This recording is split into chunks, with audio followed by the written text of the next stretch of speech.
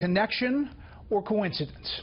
The Obama administration is denying that a $400 million cash payment to Iran as 4 detained Americans were being freed was in fact ransom. That is exactly what Republicans and other administration critics allege after an unusual delivery of a cargo plane full of euros and Swiss francs to Tehran.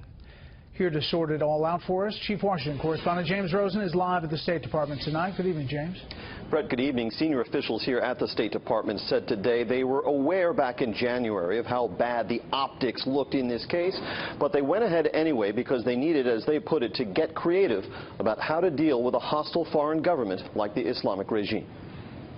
We feel very comfortable that the United States of America held on to its principles, got its people home, kept faith with them, and I do not believe we have invited further situation. What Secretary of State John Kerry did not mention last January when he welcomed Iran's release of 5 American hostages the day before as part of a prisoner swap was that the United States, as first reported today by the Wall Street Journal, had also arranged for an unmarked cargo plane to deliver to Iran $400 million in hard foreign currency on or about the same day as the Americans were set free.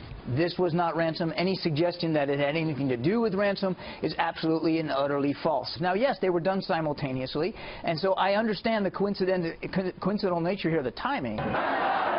The $400 million U.S. officials said was the amount the Shah of Iran had paid the U.S. in the late 1970s for an arms purchase just prior to the Islamic Revolution, after which Iran seized 52 American hostages and the U.S. froze Iranian assets here. Iran's claim to the $400 million had been pending in an international tribunal at The Hague, and the U.S., fearing an adverse ruling of up to $10 billion, said it negotiated a settlement worth $1.7 billion overall. Iran released 5 Americans who were unjustly detained on Iranian soil, and we resolved a 35-year-old financial claim with the Iranians in a way that saved Americans potentially billions of dollars. Secretary Kerry spoke to the settlement at the time and tried to say, look, guys, I know it looks like, but there's no there. The prisoner swap and the $400 million down payment occurred just as the nuclear deal with Iran was being formally implemented, and just a few days after the regime released 10 U.S. Navy sailors captured offshore. Administration critics said it all amounted to a ransom payment that has only emboldened the state sponsor of terrorism. We don't give them access to hard currency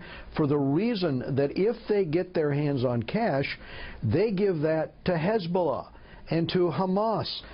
Aides to Secretary of State Kerry may feel there's nothing left to be said about all this, but the Republican chairman of the House Oversight Committee, Congressman Jason Chaffetz of Utah, disagrees. He wrote to Kerry today demanding all the documents relating to this transaction and also that Secretary of State Kerry himself appear before the committee to answer more questions about it. Brett? James Rosen at the State Department. James, thank you.